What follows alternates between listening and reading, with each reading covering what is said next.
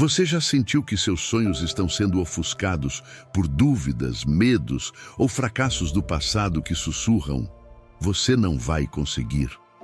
Em meio a essas vozes, Deus te diz hoje que a sua história não está escrita em pedra, que suas limitações não definem a sua identidade e que o que Ele vê em você supera completamente aquilo que você mesmo conseguiu enxergar até agora.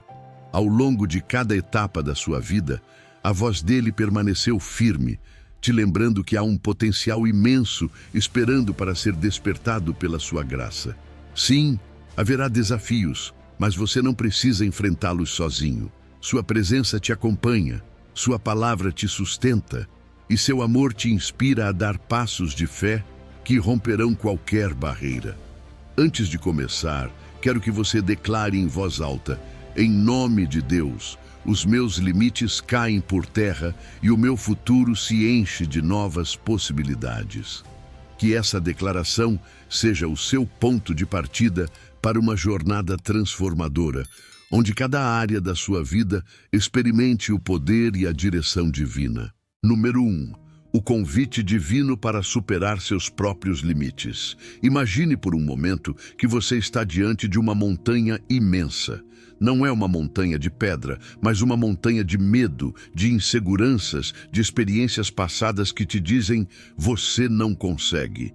E aí está você, paralisado, não por falta de pernas, mas por falta de fé. Não por incapacidade, mas por ter acreditado por muito tempo em mentiras que outros te disseram, ou até mesmo você. E nesse silêncio esmagador, uma voz se levanta clara, firme, poderosa: tudo posso naquele que me fortalece. Essa não é apenas uma frase bonita para colocar numa caneca, é um lembrete celestial de que os seus limites não são os limites de Deus. Aquilo que você vê como o seu teto, Deus vê como o seu chão de partida. Porque os limites que percebemos muitas vezes não são reais, são muros construídos com tijolos de medo, de comparações, de fracassos mal processados. E sem perceber, aceitamos viver numa cela mental com grades invisíveis. Mas Deus não te vê como alguém quebrado, limitado ou incapaz. Ele te vê como uma obra em construção, cheia de potencial, movida por uma força que não nasce da sua carne nem da sua lógica, mas do Espírito dele. Porque essa é a chave, naquele que me fortalece. Não se trata do que você pode fazer sozinho, mas do que pode realizar quando se conecta com a fonte de toda a força. Quando você entende isso, o peso fica mais leve, a montanha se torna escalável e o impossível começa a parecer possível. Não porque a realidade mudou, mas porque sua perspectiva mudou. Você para de olhar com os olhos naturais e começa a enxergar com os olhos espirituais. E o mais lindo desse versículo é sua universalidade. Não diz: algumas coisas posso naquele que me fortalece. Não diz: as coisas espirituais sim, mas suas finanças não. Não coloca condições. Diz: tudo posso. Tudo. Desde vencer um vício até curar um coração partido. Desde enfrentar uma perda até reerguer um projeto que parecia morto. Desde perdoar o imperdoável até voltar a acreditar em si mesmo quando já não restavam esperanças. Cristo não é uma parte da sua vida, Cristo é o centro da sua vida. E quando Ele é o centro, não há área que não possa ser transformada. Mas sejamos sinceros, muitos de nós vivemos presos em um ciclo. Vemos nossos limites, nos frustramos, tentamos superá-los sozinhos, falhamos, desistimos e começamos de novo. Sabe quando esse ciclo se rompe? Quando reconhecemos nossas limitações, mas ao invés de resisti-las, as entregamos a Deus. Essa entrega não é fraqueza, é sabedoria, porque quando você se rende a Deus, não está se rendendo ao fracasso, está se rendendo ao plano original que Ele tem para você. E é aí que o caminho da verdadeira transformação se abre. Não baseado em força humana, mas em graça divina. Não em autoajuda, mas em dependência sobrenatural. Você percebe a diferença entre confiar em si mesmo e confiar em Cristo? Quando confia em você, o resultado depende dos seus recursos limitados. Mas quando confia nele, você entra no campo do ilimitado. As vozes que tentam te parar continuarão falando. As que disseram desde a infância que você não era suficiente, as que usaram o desprezo, a crítica ou o abandono como ferramentas de bloqueio. Mas hoje Deus te diz: essa não é a sua identidade, essa não é a sua história final. E se você precisa de provas, basta olhar para Davi, um pastor de ovelhas que derrotou gigantes, ou para Moisés, gago e medroso, que foi usado para libertar nações, ou para Pedro, impulsivo e falho, que se tornou uma coluna da igreja. Nenhum deles confiou em suas próprias forças. Todos se renderam a Deus, e isso mudou o destino deles. Até mesmo o apóstolo Paulo, autor de Filipenses 4:13, escreveu essas palavras da prisão. Em meio a correntes, ele escreveu sobre liberdade. Em meio à escassez, escreveu sobre plenitude. Como ele conseguiu? Porque a força dele não estava na situação, mas no Salvador. Ele entendeu que o tudo posso não é um milagre instantâneo, mas um processo de fé, uma caminhada constante, um treinamento espiritual diário que te leva a romper barreiras pouco a pouco. E isso nos leva a uma verdade gloriosa. O empoderamento cristão não é uma motivação vazia baseada em frases bonitas. É uma transformação real baseada na presença de Deus. Não se trata de repetir afirmações. Trata-se de declarar a palavra, vivê-la, crer nela, respirá-la. E quando isso acontece, você começa a caminhar diferente, a falar diferente, a sonhar diferente, porque sabe que não está sozinho, você está fortalecido, e se Cristo te fortalece, nada pode te parar. Hoje quero te convidar a fechar os olhos por um instante. Pense naquele limite que tem te paralisado há anos, aquela montanha que você já havia aceitado como parte da paisagem. Hoje, entregue isso a Cristo. Diga com fé: Senhor, eu não quero mais carregar isso sozinho. Eu sei que tudo posso em Ti. Toma esse medo, toma essa dúvida, toma essa limitação. Eu me rendo a Ti e na Tua força eu avanço. Esse é o primeiro passo rumo à sua verdadeira transformação, porque quando Deus te fortalece, os limites se rompem, as correntes caem e o seu propósito desperta. Hoje Deus te diz: supere seus limites, transforme sua vida, descubra o seu verdadeiro potencial, porque tudo você pode naquele que te fortalece. Número 2. Reconhecendo o poder de Deus na sua fraqueza. Há momentos na vida em que a fraqueza se torna um espelho incômodo. Talvez tenha sido um diagnóstico que mudou seus planos, uma batalha emocional que você não consegue vencer, ou um aspecto do seu caráter que, apesar de tentar 1000 vezes, continua sendo uma pedra no sapato. E diante dessa fraqueza, a primeira coisa que costumamos fazer é nos esconder. Nos cobrimos com máscaras de força, como se admitir que algo nos dói ou nos supera fosse sinônimo de derrota. Mas Deus não pensa como nós. Ele não rejeita o fraco. Pelo contrário, Ele usa o fraco. Basta-te a minha graça, porque o meu poder se aperfeiçoa na fraqueza.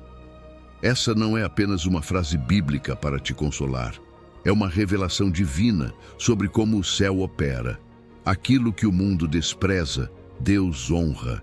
O que você tenta esconder, Deus quer transformar.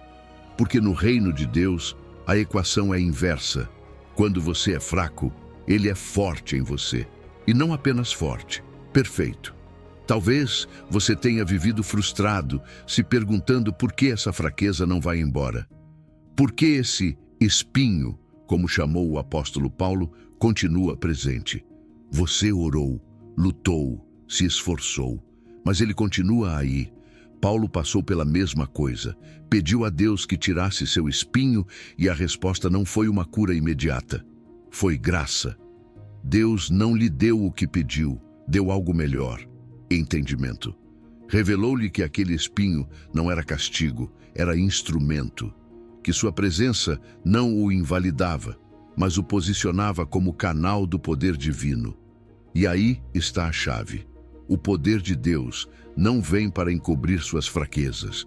Ele vem para se manifestar através delas.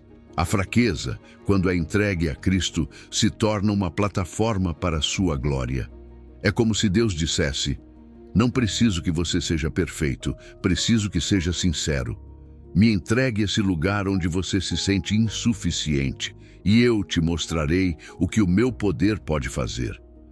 Muitos cristãos vivem presos na armadilha do perfeccionismo. Tentam ser tudo para todos, aparentar que está tudo bem, esconder suas lutas. Mas isso não é fé, é medo disfarçado. A fé autêntica não nega a fraqueza, ela a oferece. Não é fingir que está tudo certo, é saber que mesmo quando não está, Deus está ali. E isso basta. Basta-te a minha graça. É uma declaração que ecoa quando todo o resto falha. É dizer: não tenho controle, mas tenho a Cristo. Não tenho respostas, mas tenho presença divina. Não tenho forças, mas tenho graça. E quando aceitamos isso, algo muda. Deixamos de ver nossas fraquezas como obstáculos e começamos a vê-las como portas. Portas por onde entram a compaixão, a empatia, o testemunho. Porque sim, o que você vive pode tocar a vida de outros. O que Deus transforma em você pode levantar alguém mais. Quando você se atreve a mostrar sua fragilidade, dá permissão para que outros façam o mesmo. E então o corpo de Cristo se torna mais real, mais humano, mais curador. O perigo está quando confundimos rendição com resignação. Resignar-se é dizer: eu sou assim e não tenho o que fazer. Mas render-se a Deus é outra coisa. É dizer: Senhor, esta é a minha fraqueza. Eu não consigo lidar com ela, mas Tu consegues. Toma-a, usa-a, manifesta-te. E isso abre uma dimensão de graça que transforma não só sua situação, mas sua identidade. Porque quando você entende que o poder de Deus se aperfeiçoa na sua fraqueza, você para de ter medo das suas falhas. Já não vive tentando provar seu valor. Seu valor já foi selado na cruz. Sua fraqueza não diminui seu propósito. Ela faz parte do plano. E isso muda tudo. Muda como você se enxerga. Muda como você ora. Muda como você caminha. Veja como Deus agiu com outros. Moisés era gago e foi o porta-voz de uma nação. Gideão se escondia e foi líder em meio à guerra. Jeremias se sentia jovem demais e foi profeta.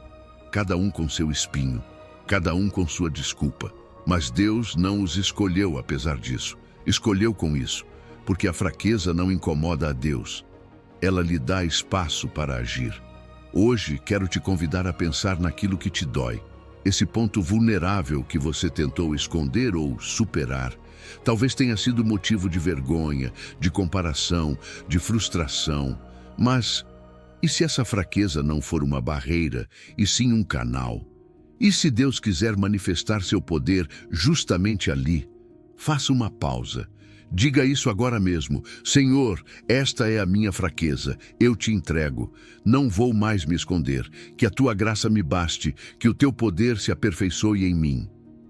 Você não precisa ser forte o tempo todo, só precisa estar disponível. E quando você faz isso, o céu se move.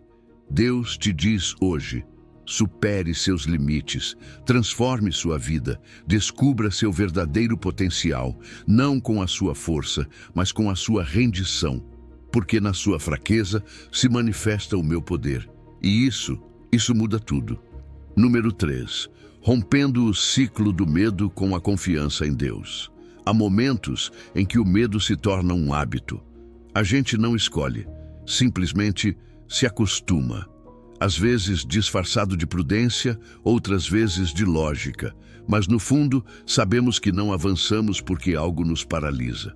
Uma decisão que você não toma, uma porta na qual você não tem coragem de bater, uma mudança que você sabe que precisa, mas não se anima a fazer. E então, você se vê preso, não por uma prisão física, mas por uma prisão mental, uma zona de conforto que, na verdade, é uma zona de estagnação. E no meio dessa batalha silenciosa, Deus te diz: não temas, porque eu sou contigo. Não te assombres, porque eu sou o teu Deus. Eu te fortaleço e te ajudo e te sustento com a destra da minha justiça. Isaías 41:10. O medo tem uma anatomia espiritual. Não é apenas uma emoção, é uma distorção. Ele faz você ver grande o que é pequeno. Faz você imaginar futuros que ainda nem existem. Rouba o presente, rouba a fé, rouba o propósito. Convence você de que não é capaz. Faz você esquecer o que Deus já disse sobre você. E o mais perigoso, faz você duvidar da presença de Deus. Porque quando o medo entra, a primeira coisa que balança é a confiança. A confiança de que Deus está, de que Ele age, de que Ele continua sendo Deus. Mas veja como começa esse versículo. Não temas, porque eu sou contigo. Essa frase muda tudo. Não diz, não temas, porque nada de ruim vai acontecer. Não, diz, não temas, porque eu sou contigo. É a presença dele que muda a equação. Porque onde Deus está, há direção. Onde Deus está, há consolo. Onde Deus está, há força que não depende da sua força. Há caminhos que você só poderá trilhar se souber quem vai com você. E se vai com você, aquele que tem o universo em suas mãos. Então, não há medo que possa permanecer. Eu sou o teu Deus. Essa parte é poderosa. Não diz, sou um Deus. Diz, sou o teu Deus. Próximo, presente, pessoal. Não é apenas uma crença abstrata, é uma relação viva. Isso redefine tudo, porque quando você sabe de quem você é, também sabe quem você é. E quando você sabe quem é, suas decisões deixam de ser baseadas no medo e passam a ser fundamentadas na identidade. Você já não reage por medo de falhar, mas age com a segurança de que aquele que te chamou também te capacita, te fortalece, te ajuda, te sustenta. Deus nunca prometeu uma vida sem desafios, mas prometeu força constante. Eu sou o teu Deus que te fortalece. Fortalecer você não significa te tirar do problema imediatamente. É te dar a capacidade de resistir, de avançar, de crescer apesar do que enfrenta. Às vezes queremos que Deus tire o problema, mas muitas vezes a resposta dele é: eu não vou tirar, mas vou te tornar mais forte do que ele. Porque o processo também faz parte do plano, porque enquanto você caminha, ele te transforma. E como se não bastasse, ele conclui dizendo: sempre te ajudarei, sempre te sustentarei com a destra da minha justiça. Que promessa, que fidelidade! Deus não nos sustenta com qualquer mão. Ele nos sustenta com a destra da sua justiça, com o braço que age com poder, com o braço que nunca perdeu uma batalha. Ele nos sustenta não pelo que merecemos, mas por quem Ele é. A justiça dele é a garantia de que, mesmo quando falhamos, Ele nunca falhará. O medo se disfarça de muitas formas: procrastinação, perfeccionismo, isolamento, conformismo. E muitas vezes nem o reconhecemos como medo. Mas se você olhar bem, por trás de cada desculpa, há um temor escondido. O medo não afeta apenas suas emoções, também impacta seu corpo, sua saúde, sua criatividade, sua fé. Nos adoece, nos bloqueia, nos aprisiona. Mas hoje Deus quer quebrar esse ciclo. Hoje Ele quer que você olhe esse medo nos olhos e o confronte com sua palavra. Não podemos deixar que o medo seja nosso conselheiro. O medo é um falso profeta. Mostra cenários de fracasso que ainda não existem. Prediz tempestades que ainda não chegaram. E o pior, faz você esquecer o que Deus de fato prometeu. Mas, e se eu te dissesse que esse medo que você sente é na verdade um sinal do seu próximo nível? Que esse lugar onde sua alma mais treme é justamente onde Deus quer te impulsionar? O medo, muitas vezes, é o alarme que o inimigo ativa para impedir que você tome posse do que Deus já preparou para você. Hoje, quero te convidar a fazer algo diferente. Feche os olhos. Pense nesse medo que tem te travado. Dê nome a ele. E agora, sobre esse medo, declare Isaías 41:10. Não temas, porque Deus está contigo. Escreva isso. Lembre disso, acredite mais nessa verdade do que no seu temor. E dê um passo pequeno, mas decidido. Porque o medo se vence caminhando com fé. Deus te diz hoje, rompa esse ciclo. Você não está sozinho. Eu te fortaleço, eu te ajudo, eu te sustento. Supere seus limites, transforme sua vida, descubra o seu verdadeiro potencial. Comigo ao seu lado. E se ele diz isso, então não há medo que possa te parar.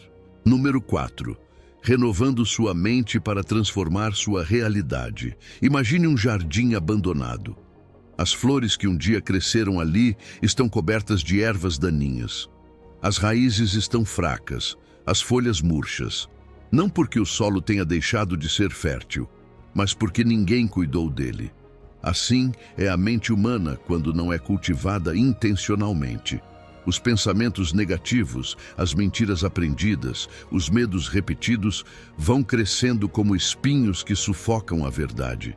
E sem perceber, nossa realidade começa a se parecer mais com esse jardim desordenado do que com o belo projeto que Deus planejou. Por isso, Romanos 12:2 não é apenas uma sugestão, é um convite urgente. E não vos conformeis com este mundo, mas transformai-vos pela renovação do vosso entendimento. Toda mudança profunda começa no lugar mais invisível, a mente. O campo de batalha não está fora, está dentro. As decisões que você toma, as emoções que você sente, os limites que acredita ter, tudo se origina na forma como você pensa. E por isso, o inimigo não precisa de correntes visíveis. Basta semear pensamentos errados. Se ele consegue te convencer de que você não pode, de que não vale nada, de que sua situação nunca vai mudar, então ele já conseguiu frear seu avanço. Porque antes de desistir na ação, você desistiu na mente. E aqui está a armadilha mais perigosa: conformar-se. A Bíblia não diz rejeite o mundo como um ato externo. Ela diz não vos conformeis, ou seja, não adote sua forma, não copie seu molde. Porque o sistema do mundo tem uma forma: medo, competição, comparação, autossuficiência, ansiedade. E sem perceber, esses padrões entram na nossa cabeça. Crenças como dinheiro é o mais importante. Se você não conseguir até certa idade, fracassou. Seu valor depende da sua aparência ou dos seus resultados. Esses não são pensamentos neutros, são contaminantes espirituais. E se não os identificarmos, acabamos vivendo uma vida longe do propósito de Deus. Mas existe uma solução. E não é mudar as circunstâncias externas, é mudar a mente. O verbo que o apóstolo Paulo usa é transformai-vos, do grego metamorfo, a mesma raiz da palavra metamorfose, como a lagarta que deixa de rastejar para voar. Não se trata de se maquiar, nem de se esforçar para parecer diferente. Trata-se de uma mudança de dentro para fora. Uma renovação profunda, progressiva, espiritual. Deus não quer modificar uma parte da sua mente. Ele quer renová-la por completo. Não para que você seja mais aceitável, mas para que seja mais livre. Mais você, mais parecido com quem Ele te criou para ser. E essa transformação começa pelo entendimento. Quando Deus transforma sua mente, Ele não muda primeiro suas emoções, nem suas ações. Ele muda sua percepção. Muda a forma como você interpreta o que te acontece. Muda a história que você conta para si mesmo. E é aí que começa a verdadeira liberdade. Porque você já não vive pelo que vê, mas pelo que crê. Você já não age por impulso, mas por revelação. Você começa a ver sua vida, seus desafios e seu propósito com os olhos de Deus. E isso muda tudo. Muitos carregam padrões de pensamento que não são seus. Eu não sou suficiente. Sempre fracasso. Deus não me ouve. De onde vêm essas ideias? Quem te ensinou isso? Quem programou sua mente? Talvez foram palavras de um pai, experiências dolorosas, comparações constantes. Mas hoje, você pode romper esse ciclo, porque aquilo que foi aprendido pode ser desaprendido. E o que foi programado pode ser reprogramado com a verdade. E sim, até a ciência confirma isso. A neuroplasticidade prova que o cérebro pode mudar, criar novas conexões, formar novos caminhos. O que a Bíblia disse há séculos, hoje a ciência comprova. Quando você medita na verdade, sua mente se renova e sua vida também. Como fazer isso? Meditação bíblica, declarações diárias, gratidão intencional, exposição constante à palavra. Não é mágica, é disciplina espiritual. E transforma. Não faça isso sozinho. A renovação da mente é mais forte em comunidade. Cercar-se de pessoas que falam vida, que acreditam com você, que oram com você, que te desafiam a pensar diferente. Porque quando você anda com transformados, você acaba sendo transformado também. E lembre-se, você não foi chamado para ser um consumidor do sistema, mas um transformador do ambiente. Você não está aqui para repetir moldes, mas para quebrá-los. Para mostrar que quando a mente se alinha com Deus, todo o resto começa a mudar. Sua forma de amar, de trabalhar, de falar, de decidir. Tudo flui a partir de uma mente renovada. Sua mente não é um simples reflexo da realidade. Ela é um termostato espiritual. Ela não apenas registra o que acontece, ela regula. Quando você pensa como Deus pensa, começa a enxergar o que Deus vê. E isso transforma sua realidade desde o invisível. Hoje eu te convido a identificar um pensamento que você sabe que tem te limitado. Escreva, encare. E agora, busque uma verdade bíblica que o contradiga. Substitua, medite, declare. Não apenas uma vez, todos os dias. Porque toda vez que você faz isso, está cultivando esse jardim interno. Está arrancando ervas daninhas, está plantando propósito e está permitindo que floresça seu potencial. Deus te diz hoje, não te conformes, renova a tua mente, transforma a tua vida. Porque quando o teu pensamento muda, a tua realidade também muda. E é aí que começa o teu verdadeiro potencial. Número 5. Descobrindo seu propósito único no plano de Deus. Há momentos na vida em que tudo parece um barco à deriva. Você avança, mas não sabe para onde. Trabalha, mas não encontra sentido. Tenta preencher a agenda, mas sua alma continua vazia. E em meio a esse mar de incertezas, há uma verdade firme que se levanta como uma bússola na tempestade. Uma promessa que corta a neblina da confusão. Porque eu bem sei os pensamentos que penso de vós, diz o Senhor. Pensamentos de paz e não de mal, para vos dar o fim que esperais. Jeremias 29:11. Que impressionante é pensar que o Deus que criou galáxias tem pensamentos específicos sobre você. Não pensamentos genéricos, pensamentos intencionais, pessoais, eternos. Deus não improvisa com você. Ele não está esperando ver o que você vai fazer para então montar um plano. Ele já tem um plano, desde antes de você nascer. E esses pensamentos não são de julgamento, nem de castigo, nem de condenação. São pensamentos de shalom. Essa palavra em hebraico que não significa apenas paz, como ausência de conflito, mas sim plenitude, bem-estar integral, propósito em cada fibra do seu ser. Deus quer te levar a um destino onde sua alma respira e seu coração floresce. E esse destino não é definido pelo seu passado, nem pelos seus erros, nem pela sua situação atual. Ele é definido por Deus. E se é definido por Ele, nada pode cancelá-lo. Muitas vezes sentimos que nossa vida não tem sentido porque confundimos atividade com propósito. Estamos ocupados, mas não alinhados. Fazemos muitas coisas, mas não aquelas que foram desenhadas para nossa essência. O propósito de Deus não é fazer muito, é fazer aquilo que foi designado para você.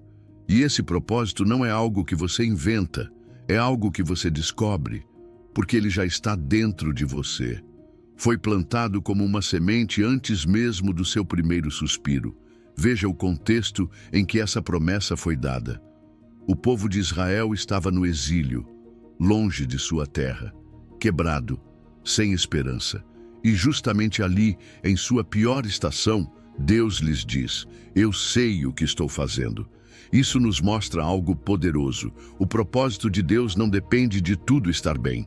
Na verdade, muitas vezes, ele se revela quando tudo parece estar errado. Deus não espera que sua vida esteja perfeita para te guiar. Ele usa o caos como tela para pintar destinos eternos. E para descobrir esse propósito, existem sinais. O que te apaixona profundamente? Quais habilidades fluem naturalmente em você? Que necessidades te ferem quando você as vê? O que a comunidade espiritual ao seu redor confirma sobre você? O propósito se revela quando essas respostas convergem. Nem sempre com clareza absoluta, mas com direção real. E à medida que você caminha, Deus vai afinando o foco. Agora também existem obstáculos, medos que dizem: você não é capaz. Comparações que sussurram: outros fazem isso melhor. Distrações que preenchem sua vida de ocupação, mas não de propósito. E um dos maiores inimigos do propósito é a dúvida de valor. Mas escute isso: se você está respirando, ainda está em tempo. Se você está vivo, é porque há algo que só você pode entregar. E se Deus pensou em você, é porque existe um plano que só se completa com a sua obediência. Ao longo da sua vida, esse propósito pode mudar de forma, mas nunca de essência. Na juventude, talvez se manifeste como preparação. Na fase adulta, como ação. Na maturidade, como mentoria. Mas sempre tem sentido. Deus não desperdiça estações. Cada tempo tem um propósito designado. E quando você está alinhado com esse propósito, você sente uma paz profunda, uma confirmação interior que diz: é aqui. Essa paz não é só emoção, é direção espiritual. E não basta apenas descobrir o propósito. É preciso agir, é preciso dar passos, talvez pequenos no começo, mas cada passo, cada decisão, cada ato de obediência te posiciona. Deus não te chama para ter tudo resolvido. Ele te chama para caminhar em fé. Confiar que, se Ele te deu a visão, também te dará a provisão. Se Ele plantou o propósito, também o fará florescer. Hoje, faça uma pausa. Pergunte a si mesmo: o que te apaixona? Quais cargas doem em você? Quais talentos te diferenciam? Onde você sente paz quando pensa em avançar? Essas não são perguntas aleatórias. São pistas do céu. É Deus te revelando que você não está aqui por acaso, que Ele te pensou, te desenhou e te confiou uma missão que só você pode cumprir. E agora, ore comigo. Senhor, quero abraçar teu propósito. Revela as áreas onde devo caminhar. Abre meus olhos para ver teu plano. Silencia as vozes que me distraem. Leva-me do medo à ação, da confusão à clareza. Hoje consagro minha vida ao teu plano eterno. Em nome de Jesus. Amém. Deus te diz hoje: você não está perdido. Eu tenho pensamentos sobre você. Eu te criei com intenção. Supere seus limites, transforme sua vida e descubra seu verdadeiro potencial dentro do meu propósito eterno. Número 6. O poder da perseverança no processo de transformação. Um atleta se prepara durante meses. Acorda cedo, treina com intensidade, enfrenta dores físicas, frustrações mentais e derrotas repetidas. Às vezes sente que não está avançando, que não vale a pena, que seu esforço é invisível, mas continua, dia após dia, porque dentro dele há algo mais forte que o cansaço, uma visão, a meta. E um dia, sem aviso, chega o momento em que cruza a linha de chegada. E tudo faz sentido.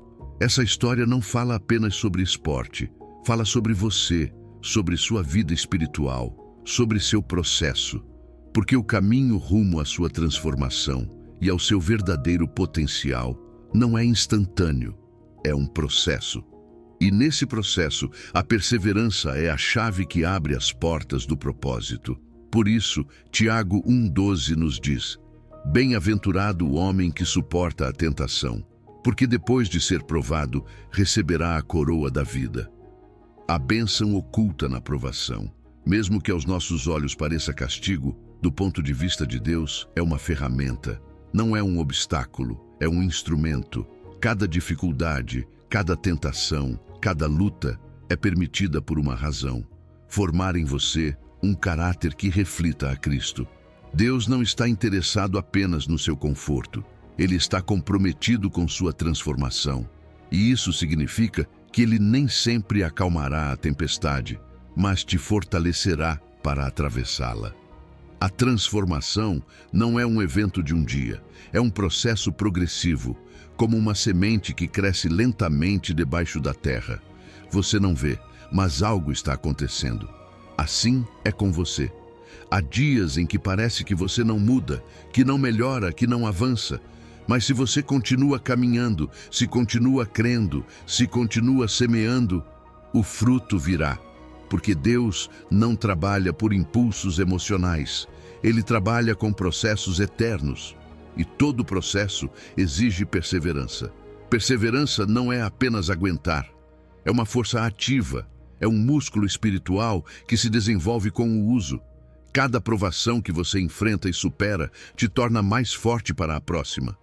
Cada vez que você decide não desistir, está construindo dentro de si uma resistência espiritual que te prepara para o que está por vir.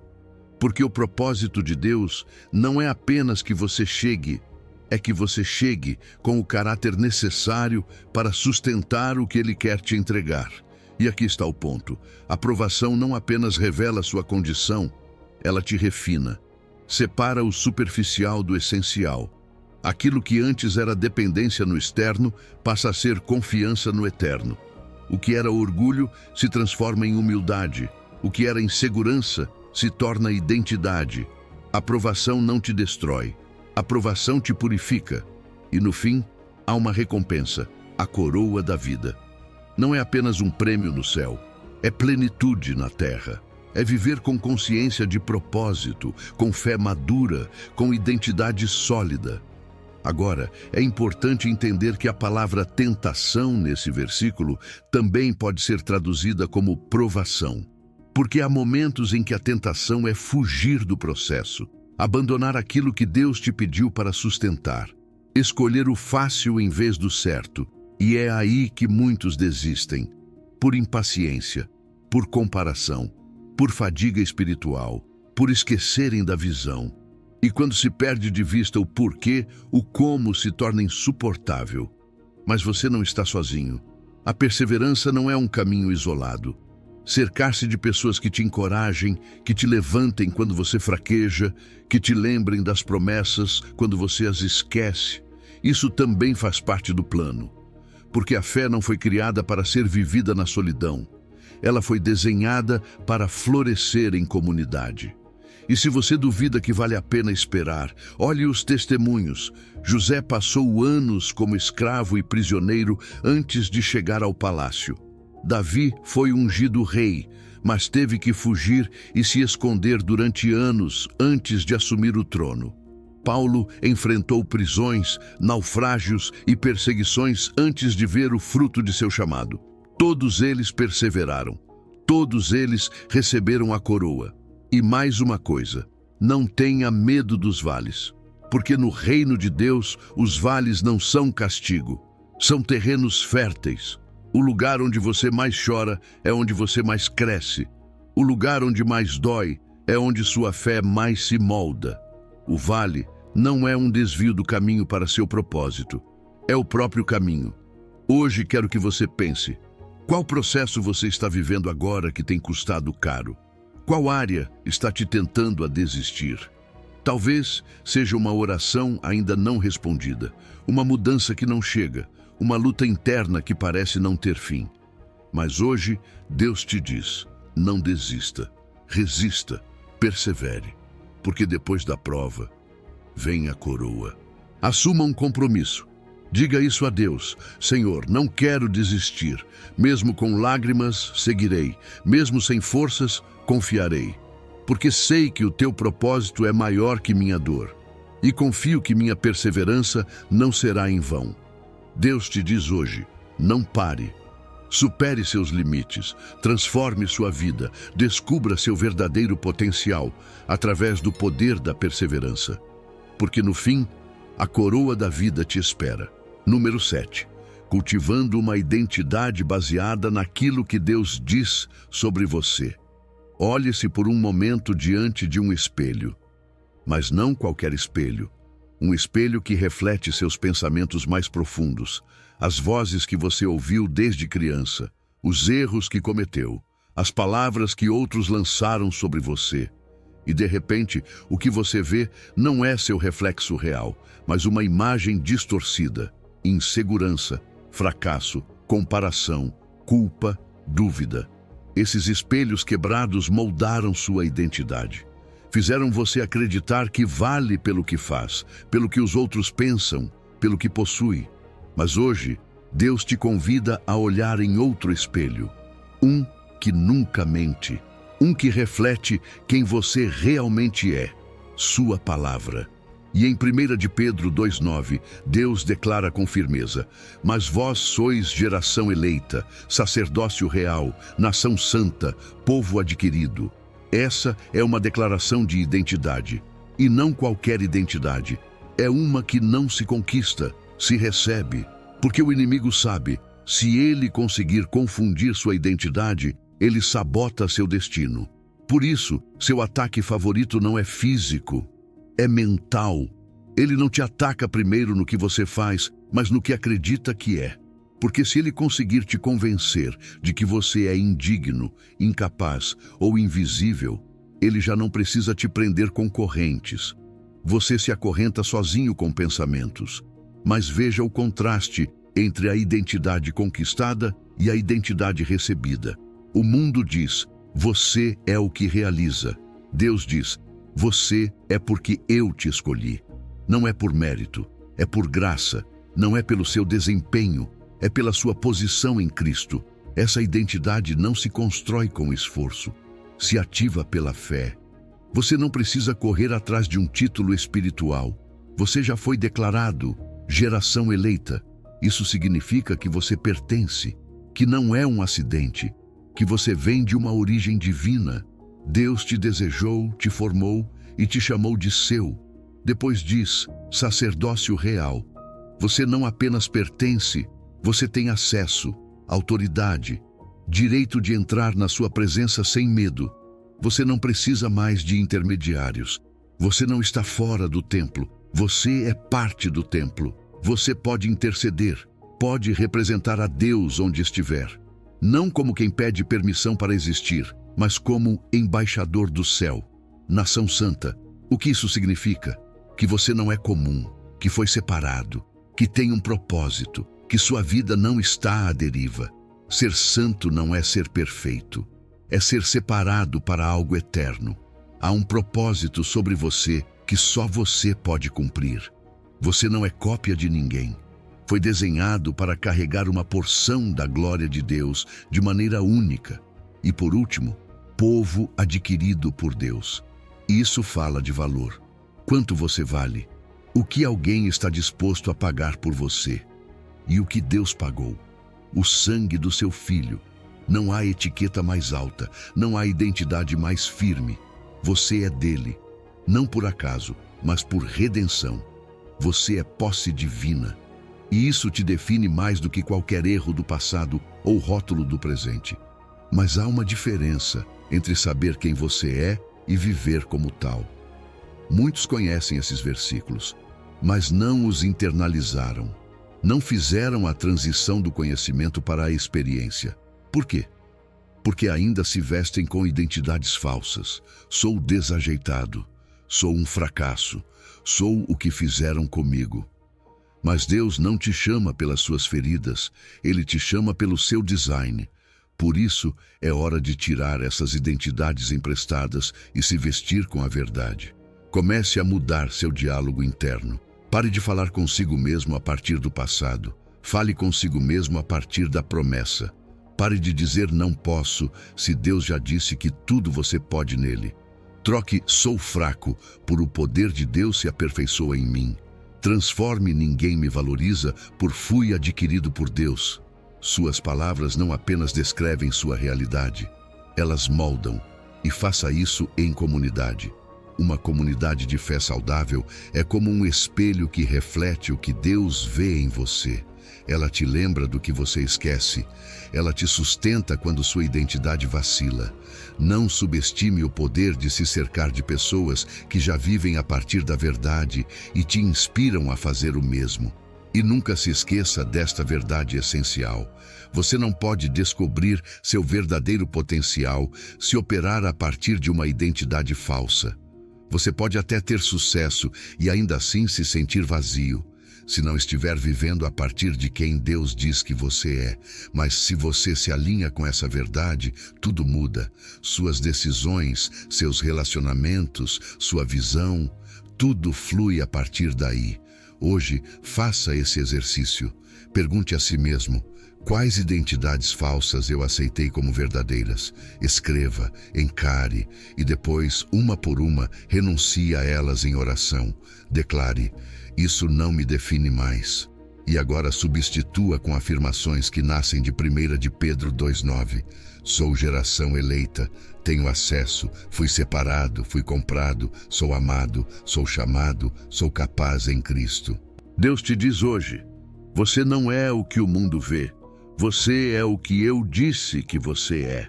Supere os limites dos rótulos do passado. Transforme sua vida a partir da sua verdadeira identidade. E aí, você descobrirá todo o seu potencial. Porque sua identidade em Cristo não é um ponto de chegada, é o ponto de partida para tudo que Deus quer fazer com você. Número 8. Navegando pelos vales para alcançar os topos. Existem caminhos que imaginamos cheios de sol, de passos firmes, de horizontes abertos, mas de repente chega o vale, escuro, profundo, inesperado, como se alguém tivesse apagado as luzes no meio da estrada. É aquele momento em que tudo se torna confuso, em que a fé parece vacilar, em que você se pergunta se perdeu, se fracassou, se realmente está onde deveria estar. Mas ali, exatamente ali, nesse ponto crítico onde muitos voltam atrás ou se quebram, ressoa uma verdade eterna. Ainda que eu ande pelo vale da sombra da morte, não temerei mal algum, porque tu estás comigo. Salmo 23:4. Não diz se eu andar, como se fosse opcional. Diz, ainda que eu ande, porque caminhar por vales faz parte inevitável da jornada rumo ao seu propósito. O vale não é um acidente, não é o lugar onde você se perdeu, é parte do caminho. E não de qualquer caminho, é o mesmo que te leva ao destino. É fácil pensar que se estamos passando por um momento escuro, é porque algo deu errado. Mas não. Na economia do reino, até os vales têm propósito. Até a dor pode fazer parte do plano. Porque há coisas que só se formam nas profundezas, lições que só se aprendem na sombra, caráter que só se molda sob pressão. E por mais sombrio que o vale seja, Deus nunca te deixa atravessá-lo sozinho. Esse não temerei mal algum não é arrogância, é confiança baseada na presença. O salmista não diz que não há mal, diz que não temerá. E a razão é clara: porque tu estás comigo. O poder dessa promessa não está na ausência da luta, mas na companhia divina. Deus não observa de longe, Ele caminha com você. E mais do que isso, Ele guia, Ele sustenta, Ele consola, Ele protege. Porque o bom pastor não apenas é capaz de te levar a pastos verdejantes, Ele também sabe como te guiar pela sombra. Ele já esteve lá. Jesus mesmo caminhou pelo vale mais escuro, o da cruz. Por isso, Ele pode te conduzir no seu. No vale, o que mais precisamos é lembrar das promessas.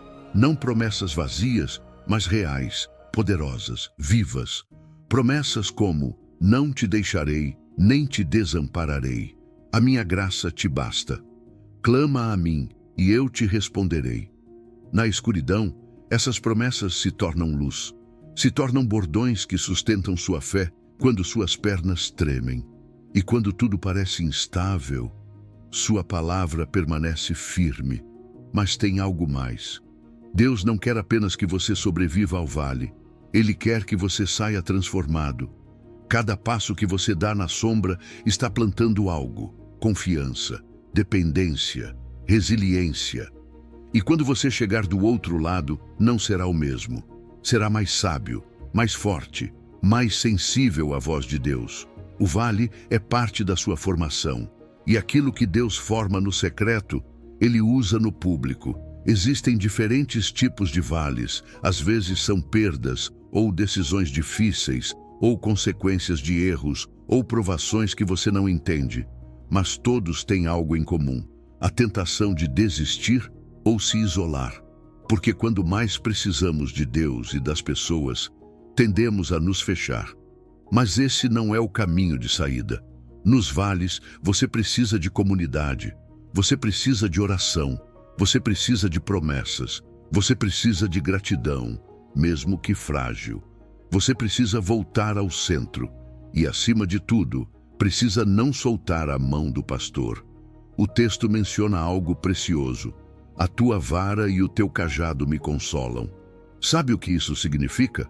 A vara representa disciplina, correção, proteção contra ataques externos. O cajado representa direção, apoio, proximidade.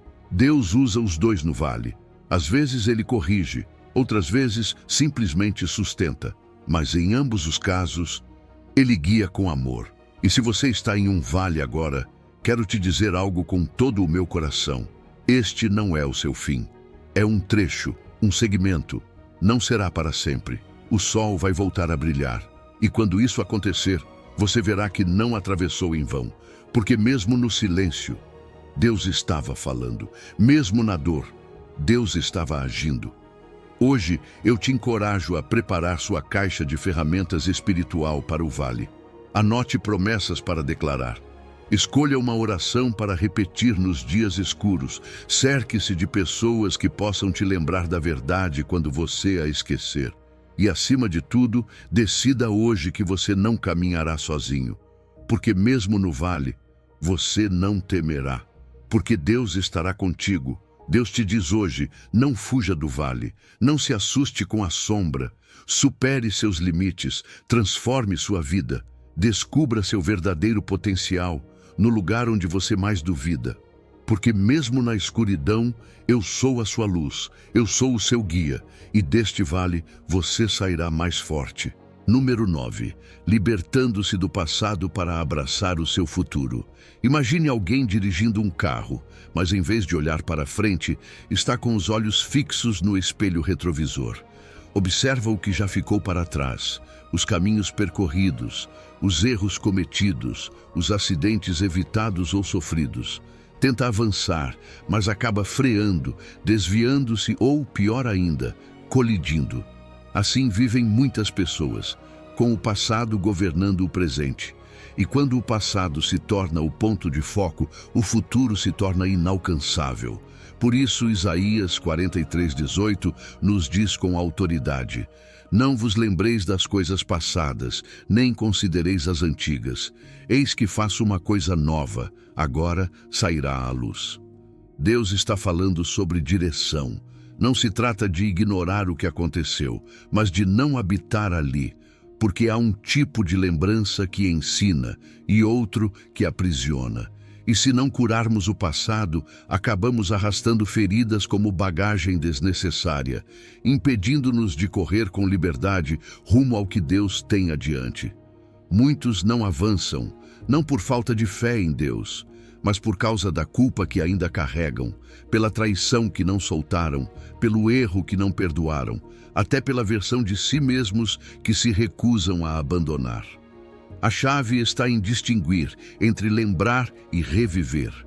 Deus não nos chama para vivermos com amnésia, mas para filtrarmos o que guardamos. Porque nem tudo o que passou merece continuar ocupando espaço no seu presente. Há lembranças que são como arquivos corrompidos. Cada vez que você os acessa, eles danificam mais do que restauram. O inimigo sabe disso e por isso insiste que você os mantenha vivos. Porque se ele conseguir te manter prisioneiro do ontem, você nunca verá o novo que Deus está fazendo hoje. Mas aqui vem a esperança. Eis que eu faço coisa nova. Preste atenção nessa frase. Não diz, você fará, nem se tudo der certo, nem quando você merecer. Diz, eu faço. É Deus quem inicia o processo. É iniciativa dele, criatividade dele, poder dele. Ele é o autor do novo começo, e isso muda tudo, porque já não se trata da sua força, e sim da sua disposição. Não se trata de se reconstruir sozinho, mas de permitir que ele te reconstrua por dentro. Sabe por que muitos não percebem o novo que Deus está fazendo? Porque estão ocupados demais revivendo o velho.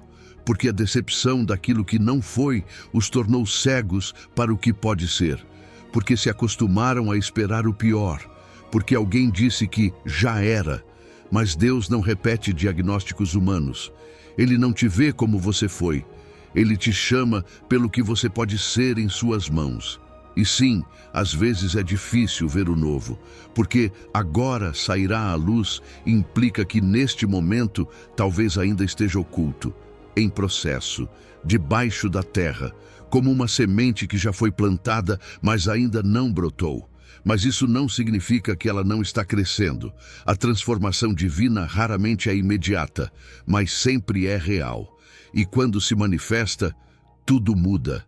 Talvez a área que mais te custa soltar seja uma ferida, ou uma culpa, ou uma identidade quebrada que você assumiu como parte de si. Mas o que você aceitou no passado não precisa governar seu futuro, porque em Cristo toda história tem chance de redenção. O que parecia final pode ser começo. O que foi perda pode ser semente. O que foi queda pode se tornar fundamento. Deus deu essa mensagem a Israel quando estavam no exílio, longe de casa, longe da promessa, num tempo em que tudo parecia perdido. E mesmo assim, ali, no lugar menos provável, Deus falou de renovação. Porque Deus não precisa de condições perfeitas para começar algo novo. Ele só precisa de corações dispostos. E a ciência também confirma, o cérebro pode ser reprogramado. Isso se chama neuroplasticidade. Significa que você pode formar novas conexões, pensar diferente, responder diferente, viver diferente. Mas isso começa por parar de repetir o roteiro do passado e escrever um novo com a tinta da fé.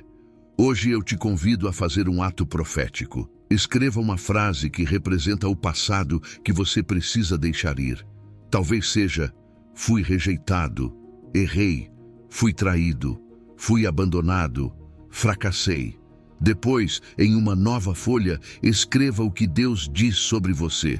Você é nova criação, você é amado, você é livre. Eu estou fazendo algo novo com você.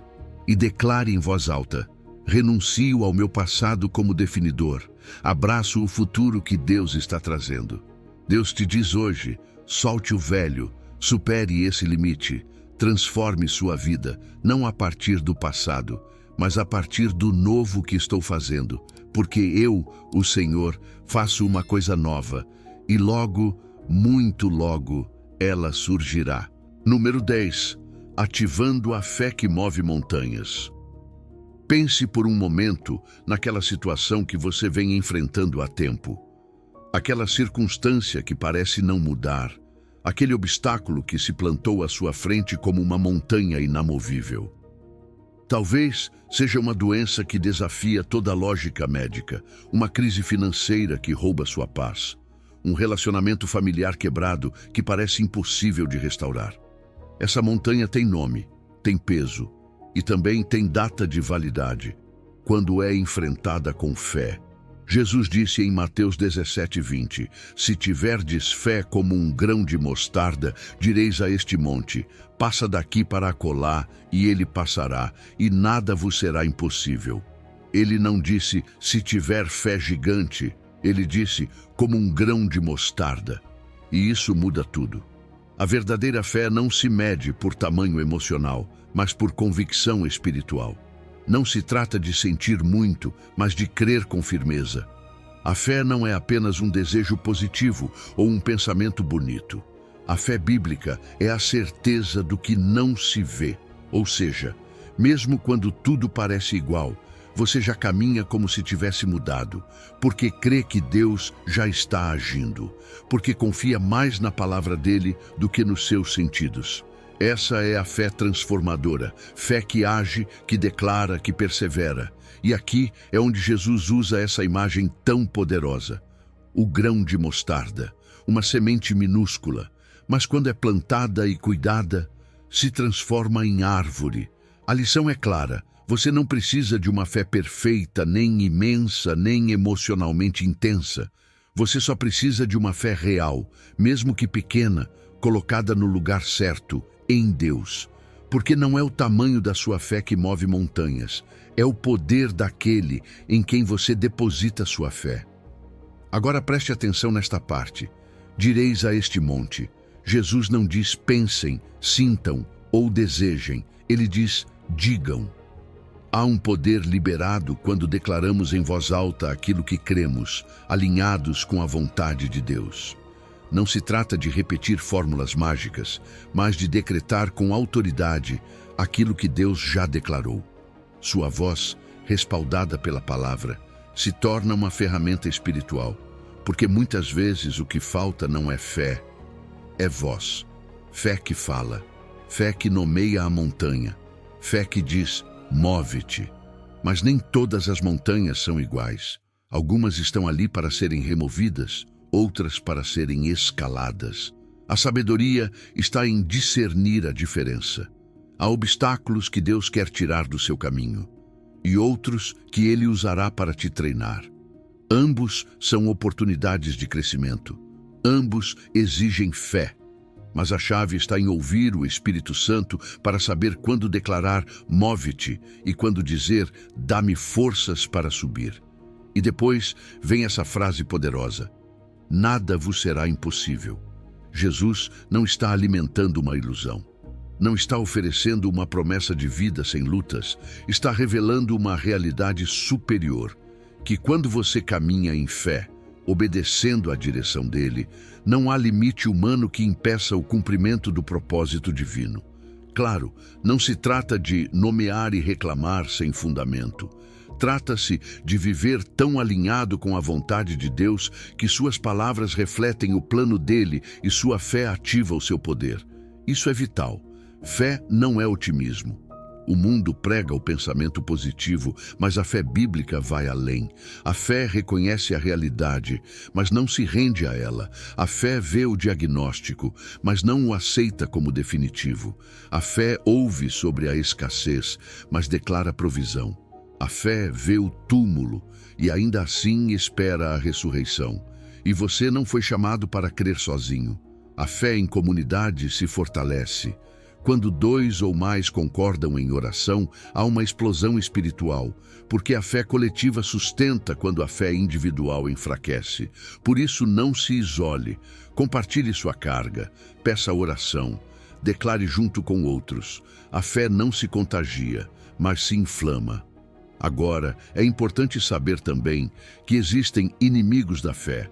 A lógica sem limites, a lembrança de decepções passadas, expectativas equivocadas, comparação com os outros. Tudo isso vai corroendo sua capacidade de crer. Mas você pode treinar sua fé. Como? Como um músculo, usando. A cada não sei como, mas creio, sua fé se fortalece.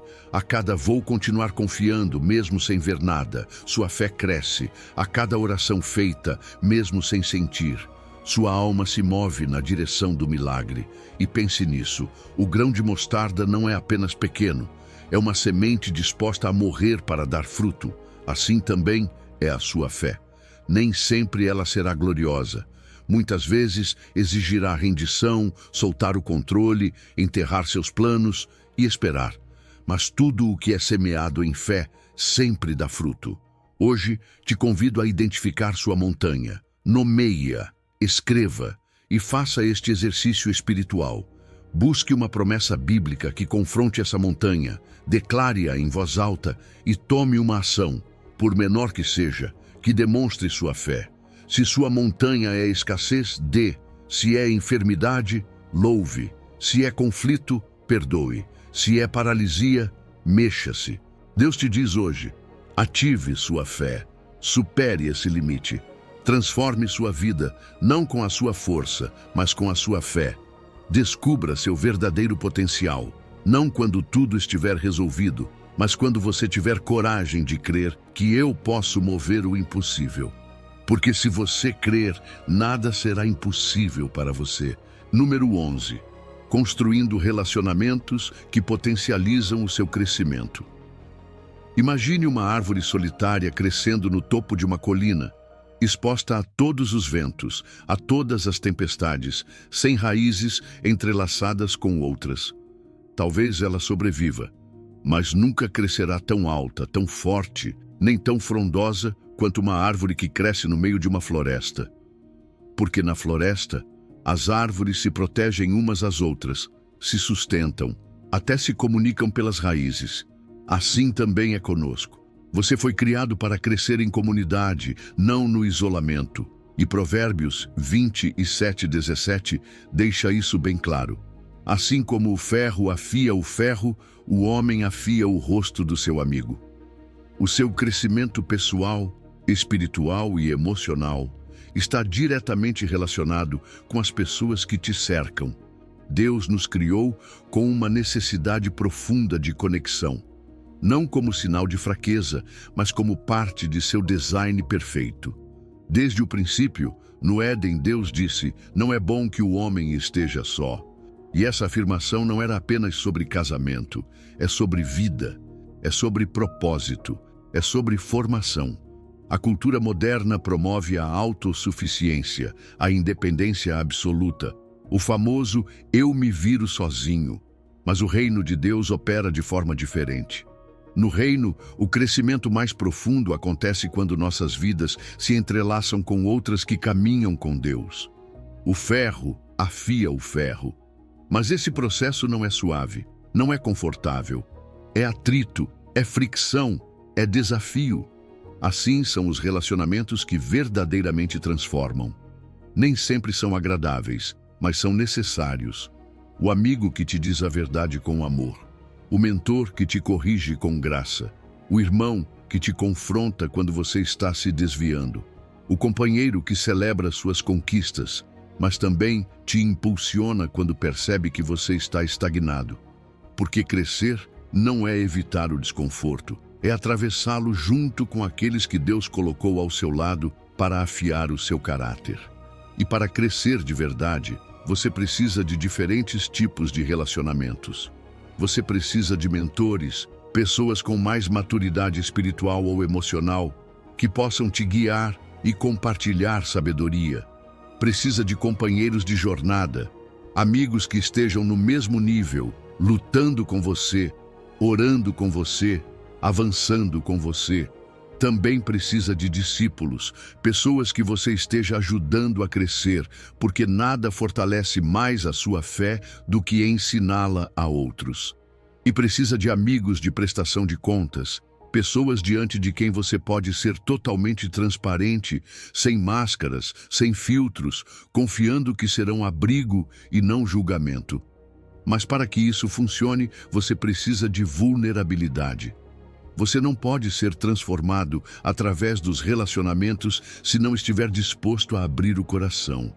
Mostrar não apenas o que faz bem, mas também o que dói, o que teme, o que precisa. A máscara impede o discipulado. A fachada trava o crescimento. Deus não abençoa a imagem que você cria. Ele abençoa quem você realmente é. Aquele que ousa ser conhecido e caminhar com outros de forma autêntica. E algo essencial, não se trata apenas do que você pode receber, mas do que você pode oferecer. Porque num relacionamento saudável, você não é só consumidor, você também é um contribuinte. Talvez alguém hoje precise exatamente da palavra que você tem, do abraço que você pode dar, da oração que você pode fazer. E quando você ajuda outros a crescerem, você mesmo cresce, porque assim funciona o reino. Aquilo que você semeia nos outros, Deus multiplica em você. Mas sejamos honestos, nem todo relacionamento ajuda. Alguns esgotam, drenam, confundem, contaminam. Existem relacionamentos que você precisa redimir, outros que precisa redefinir e alguns que precisa deixar ir. Peça a Deus discernimento para saber qual é qual, porque o seu futuro pode ser determinado pelas pessoas que você decide manter por perto. Hoje, a tecnologia pode ser ponte ou barreira. Depende de como você a usa. Não se trata de quantidade de contatos, mas de qualidade nas conexões. Use a tecnologia para aprofundar, não para se distrair. Faça pausas intencionais para conversar com alguém que fortaleça sua fé, que ore com você, que te lembre quem você é em Cristo. A vida já tem ruído demais para ser vivida sem relacionamentos significativos. Valorize também a diversidade. Não se cerque apenas de quem pensa como você. Você precisa de pessoas que desafiem seus pontos cegos, que ampliem sua visão, que te empurrem a crescer além da zona de conforto e estabeleça um ritmo relacional. Momentos intencionais para nutrir amizades, cuidar de vínculos e construir comunidade. Porque relacionamentos não se constroem por acaso, eles se cultivam. Hoje eu te convido a avaliar o seu ecossistema relacional. Quem está te afiando? A quem você está ajudando a crescer? Quais conexões estão faltando? Faça um inventário. Busque equilíbrio e, acima de tudo, entregue isso a Deus. Peça que Ele te cerque das pessoas certas para esta estação da sua vida. Deus te diz hoje, você não está sozinho. Foi criado para a comunhão. Supere o limite do isolamento. Transforme sua vida através de relacionamentos guiados pelo meu propósito. E descubra que o seu verdadeiro potencial é ativado quando você caminha com outros. Porque o ferro afia o ferro. E você, hoje, pode começar a construir conexões que te elevem até aquilo que Deus já viu em você. Número 12. Desenvolvendo disciplinas espirituais que transformam Pense em um atleta de alto rendimento. Ele não chega ao topo por acaso. Seu desempenho não é fruto do desejo, mas da disciplina. Existem treinos que não agradam, horários que precisam ser respeitados, hábitos que são mantidos mesmo quando não há motivação. Por que ele faz isso? Porque sabe que a excelência não nasce do impulso, mas da constância. Assim também funciona a transformação espiritual. Ela não acontece por emoção passageira, não depende de um momento de inspiração. Acontece quando cultivamos uma vida guiada por disciplinas espirituais.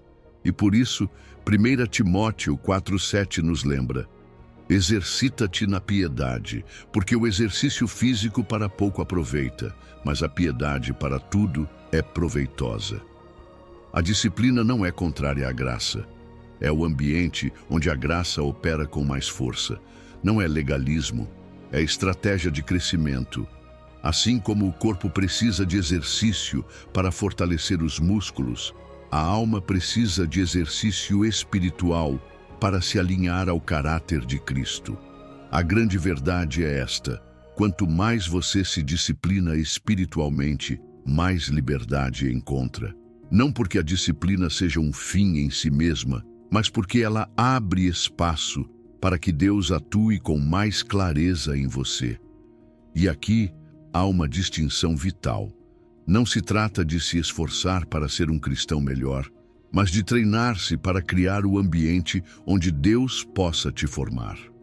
Há uma grande diferença entre tentar e treinar. Tentar é algo que você faz quando tudo depende só de você. Treinar é algo que você faz quando sabe que a mudança será progressiva e que o seu papel é cooperar com aquele que tem o poder real de te transformar. Por isso, as disciplinas espirituais são ferramentas, não troféus. Você não as pratica para se sentir mais santo, nem para mostrar algo a alguém. Você as pratica porque entende que precisa de direção, foco, clareza e profundidade.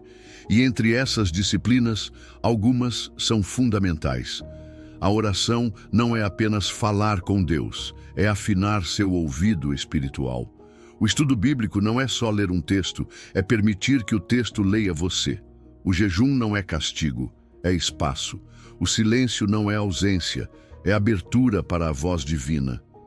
O serviço não é apenas dar, é refletir o coração do Pai. Cada disciplina toca uma dimensão diferente do seu ser e desperta uma parte adormecida do seu espírito.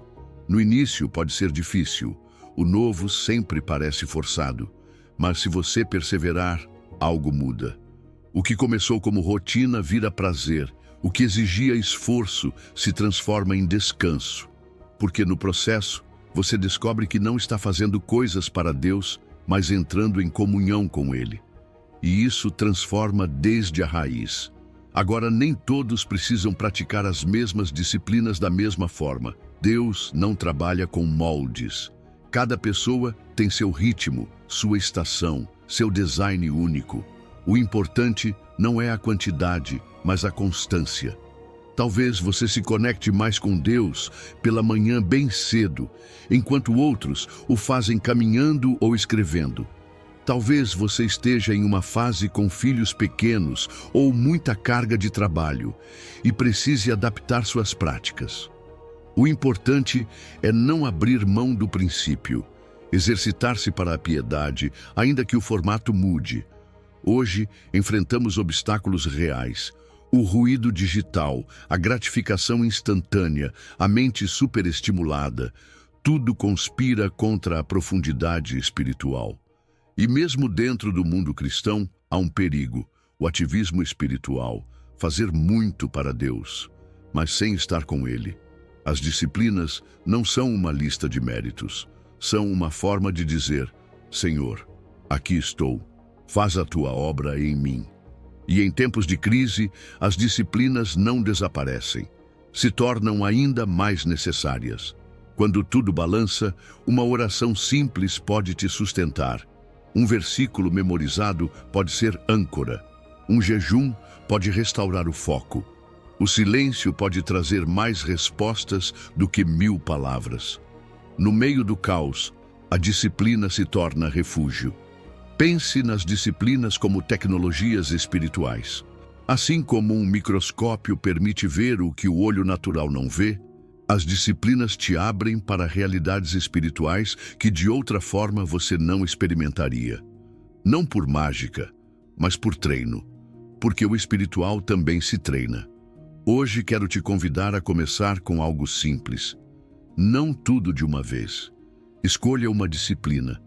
Talvez começar com 5 minutos de oração consciente por dia, ou ler um salmo pela manhã, ou separar um tempo de silêncio por semana.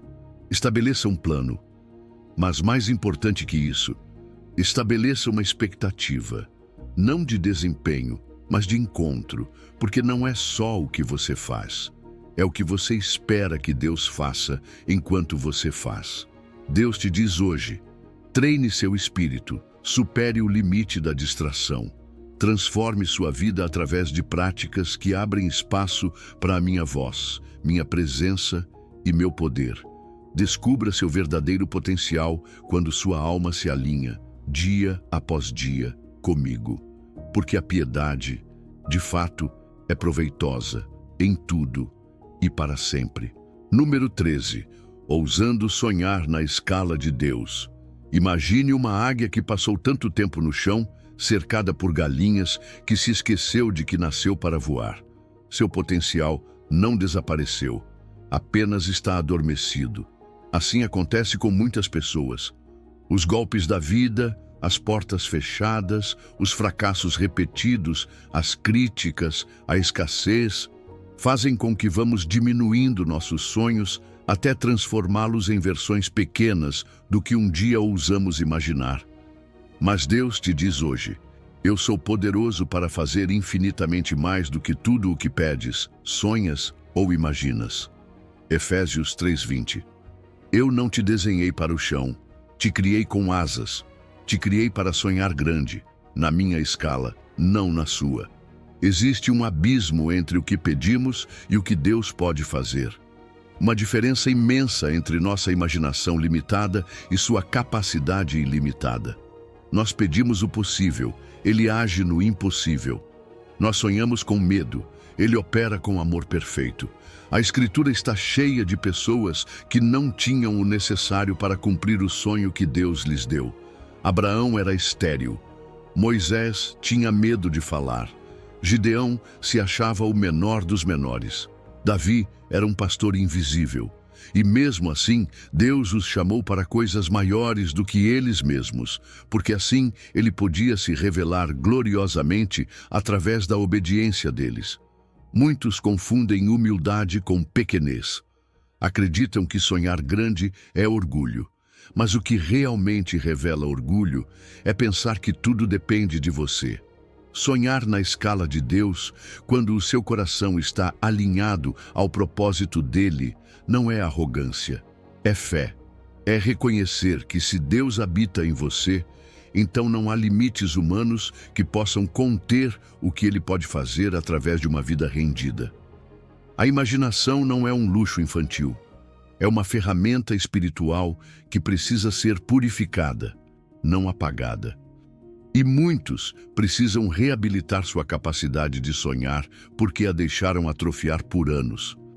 Existem filtros que deformam nossos sonhos. Experiências passadas que deixaram cicatrizes, pessoas que disseram que você não podia, fracassos que te convenceram a nunca mais tentar. Mas também há teologias reduzidas que ensinam a esperar pouco, a se conformar, a sobreviver, quando Jesus veio para nos dar vida e vida em abundância. Não para inflar nosso ego, mas para que possamos cumprir propósitos que só Ele escreveu antes da fundação do mundo. Quando seus sonhos mais profundos nascem do Espírito, eles se alinham ao céu. Eles não são egoístas, nem impulsivos. São grandes, sim, mas marcados por compaixão, por serviço, por visão eterna. Não se trata de você ser grande, se trata de o sonho que Deus colocou em você ser tão grande, que só pode ser cumprido se você caminhar de mãos dadas com Ele. Isso é o que os torna divinos. Sem Ele, seriam impossíveis. E há sinais claros para discernir esses sonhos de Deus. Eles não giram apenas ao redor de você. Abençoam outros. Não se realizam sem oração, sem fé, sem total dependência. Não contradizem a palavra. E sempre glorificam a Deus, não a você. A cultura pode celebrar sonhos por fama ou dinheiro. Deus honra sonhos que produzem frutos eternos. Muitos foram educados na ortodoxia do pequeno. Como se fosse mais espiritual não ter ambição, não desejar coisas grandes, não avançar. Mas essa mentalidade contradiz o Deus que multiplica pães, que enche redes até arrebentarem, que levanta quem nada tem e o assenta entre príncipes. Deus não tem problema com abundância, desde que ela esteja a serviço do reino. O problema é quando temos medo de pedir aquilo que Ele já planejava nos dar. E como começar a sonhar nessa escala? Encha-se da palavra dele, medite em promessas grandes, aproxime-se de pessoas que expandam sua fé, ouça testemunhos do que Deus já fez na vida de outros e comece a escrever. Sonhe sem filtros, escreva como se não tivesse limitações. Não pense no como ainda, pense no o que e no para quê. Qual sonho, se fosse realizado, daria a máxima glória a Deus através da sua vida? Mas entenda isso, sonhar com Deus não significa que tudo será rápido ou fácil. A visão virá. Mas depois virão os processos, os atrasos, as oposições. Não confunda esses vales com fracasso. Eles fazem parte do caminho. Se Deus te deu o sonho, Ele também te dará a graça para perseverar. Sonhar na escala de Deus é adoração, porque com sua vida você está dizendo: eu creio que tu és tão grande quanto dizes ser. Por isso, não limite sua oração, não reduza sua visão. Não ajuste seus sonhos ao tamanho dos seus recursos. Ajuste-os ao tamanho do seu Deus. Hoje te convido a fazer algo específico. Pegue papel e caneta e escreva uma visão. Uma que reflita quem você é em Cristo e até onde você poderia chegar se nada te limitasse. Porque Deus te diz hoje: ouse sonhar. Supere o limite da lógica. Transforme sua vida crendo que eu posso fazer muito mais do que você jamais pediu ou imaginou. Número 14. Vivendo a partir do poder do Espírito Santo. Imagine alguém tentando construir um arranha-céu com um martelo enferrujado, uma corda desfiada e sem planta. Por mais boa intenção que tenha, sem as ferramentas corretas e o projeto adequado, não importa o quanto se esforce, sua obra não passará dos primeiros andares. Assim vivem muitos crentes, tentando cumprir um propósito divino, eterno e sobrenatural, mas dependendo apenas de sua força humana, lógica limitada e experiências passadas. Mas Deus te diz hoje: recebereis poder ao descer sobre vós o Espírito Santo. Você não nasceu de novo para viver uma vida limitada. Você nasceu para caminhar empoderado pela mesma presença que ressuscitou Cristo dentre os mortos. O Espírito Santo não é apenas uma doutrina, não é só uma experiência emocional em alguns cultos. Ele é a pessoa de Deus em você, capacitando-o a fazer o que por si só seria impensável. A vinda do Espírito em Pentecostes não foi um evento isolado. Foi o início de uma nova era onde cada crente, independente de sua origem ou nível de instrução, pode viver e agir com poder celestial na terra. Não um poder para dominar, mas um poder para transformar, para amar, para curar, para resistir, para falar com sabedoria, para liderar sem orgulho e servir sem se esgotar. Muitos tentam vencer seus limites apenas com força de vontade. Mas o esforço humano tem um limite, tem prazo de validade. É por isso que você se desgasta, é por isso que se frustra. O poder do Espírito não vem de você e por isso não se esgota. É como deixar de pedalar ladeira acima e ser impulsionado por um motor invisível que não falha. Não significa que você não se esforça, mas que esse esforço agora está sustentado por uma força maior. E esse poder se manifesta de muitas formas. Não se trata apenas de milagres espetaculares. O poder do Espírito se revela em coisas profundas, como perdoar quando você não consegue, amar quando foi ferido, seguir em frente quando tudo em você grita: chega! Esse poder muda a atmosfera. Não começa por fora, começa dentro de você. E quanto mais você se rende, mais ele flui. Porque esse poder não se ativa por manipulação nem por fórmula. Ele se ativa pela rendição. Render-se não é fraqueza, é sabedoria. É dizer: Espírito Santo, toma isso que eu não consigo controlar, não entendo ou não consigo mudar. E aos poucos, como um rio ganhando força, seu poder vai invadindo áreas antes secas, quebradas ou paralisadas. O que o impede? Às vezes, é o medo. E se eu perder o controle? Outras vezes, é uma mente racional demais que quer entender tudo antes de crer. Às vezes, é um pecado escondido que apaga o fogo. Mas o Espírito Santo não se afasta para te julgar. Ele apenas espera a sua entrega sincera. Deus não quer apenas fazer algo poderoso através de você. Ele quer fazer algo poderoso em você. E ele faz isso te equipando com dons espirituais, ferramentas específicas para cumprir o seu propósito único. Mas esses dons não funcionam separados do fruto do Espírito, porque poder sem caráter é perigoso. O Espírito forma em você habilidade e profundidade, poder sem orgulho, influência sem ego, autoridade com ternura. Quando olhamos para a Bíblia, vemos padrões. Pessoas cheias do Espírito Santo não apenas faziam grandes coisas, eram marcadas por uma vida de entrega, humildade, oração constante, fome por Deus. Não eram super-humanos, eram apenas pessoas que se esvaziaram o suficiente para serem preenchidas. E quando comunidades inteiras começaram a viver assim, o sobrenatural se tornou normal. Cidades foram transformadas, a igreja cresceu com pureza e fogo, e até os perseguidores se convertiam.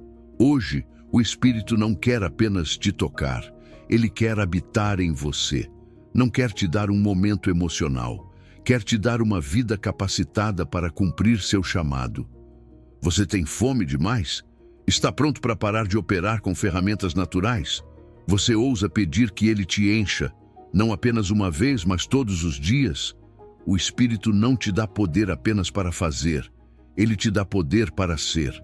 Ser livre, ser corajoso, ser íntegro, ser santo, ser você, mas a versão redimida que só ele pode revelar. Assim como um líquido invisível revela a tinta secreta num papel, o Espírito revela e ativa partes da sua identidade que estavam adormecidas ou reprimidas. Hoje, aí onde você está, te convido a fechar os olhos e entregar ao Espírito Santo cada área onde você sente que chegou ao limite. Diga: eu não consigo com isso, mas tu podes em mim. E peça: enche-me com teu poder, move em mim, faz-me viver na escala do céu, não das minhas capacidades. Porque quando o Espírito vem, seus limites caem, sua vida é transformada e o seu verdadeiro potencial é ativado. Deus te diz hoje: receba o meu poder, renda-se à minha presença e comece a viver a partir do sobrenatural.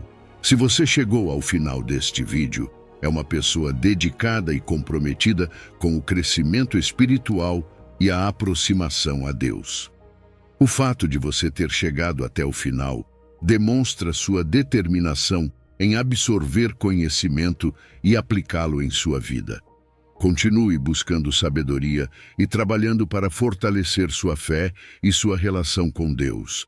Lembre-se de que o aprendizado e a aproximação a Deus são uma jornada contínua e gratificante. Meus vídeos ajudam pessoas de todas as idades a se aproximarem de Deus, redescobrindo ensinamentos esquecidos e aprofundando na palavra divina. Comente: estou mais perto de Deus, para nos fazer saber que você chegou até aqui e que está neste caminho de fé conosco.